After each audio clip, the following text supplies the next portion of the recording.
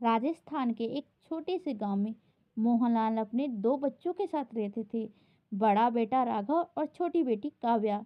माँ का देहांत बहुत पहले हो गया था, इसलिए राघव ने बचपन से ही अपने पिता के साथ बहन की भी जिम्मेदारी संभाली थी।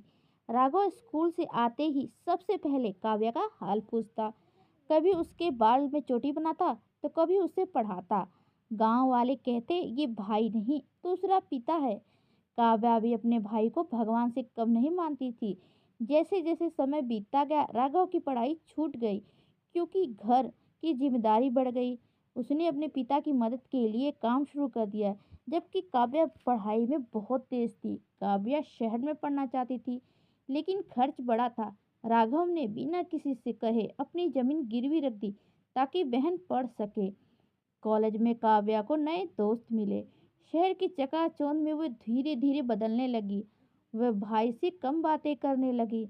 एक दिन उसने कह दिया, भैया आप पुराने जमाने के हो, आप मेरी जिंदगी नहीं समझ सकते।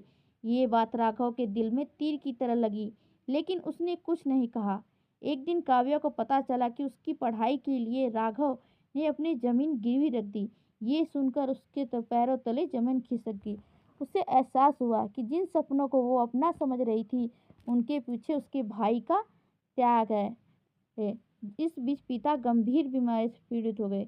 घर की पूरी जिम्मेदारी फिर राघव पे आ गई। काव्या पढ़ाई छोड़कर गांव लौट आई। उसने पहली बार भाई का बोझ समझा। पिता फिर से ठीक होने लगे। काव्या ने ठान लिया कि वह अपने पैरों पर खड़ी होकर भाई का कर्जा उतारेगी। कुछ सालों में काव्या अफसर बनी। उसने सबसे पहले राघव की जमीन छुड़वाई और उसके हाथों में कागज देते हुए बोली, भैया अब मेरी बारी है। राघव की आंखों में आंसू था। आज दोनों भाई बहन अपने अपने परिवार के साथ रहते हैं, लेकिन रिश्ता वही है। राखी के दिन काव्या अपने भाई को पूरी श्रद्धा से कलाई में राखी बांधती है। कहाँ भाई बहन का रिश्ता निस्वार्थ त्याग से बनता है। समय और दूरी बदल सकती है, लेकिन खून के रिश्ते नहीं। सफलता तभी पूरी होती है जब उसमें अपनों का सम्मान हो। जो भाई बहन एक दूसरे का साथ निभाते हैं, वो हर मुश्किल से जीत लेते हैं। दोस्तों, अगर आप सबको मेरी वीडियो अच्छी लगे तो प्लीज़ लाइक सब्सक्राइब कर दीजिए और मेरे वीडियो को सपोर्ट कीजिए। आप सबके प्यार सपोर्ट की मुझे बहुत ज़रूरत है दोस्तों, प्लीज़।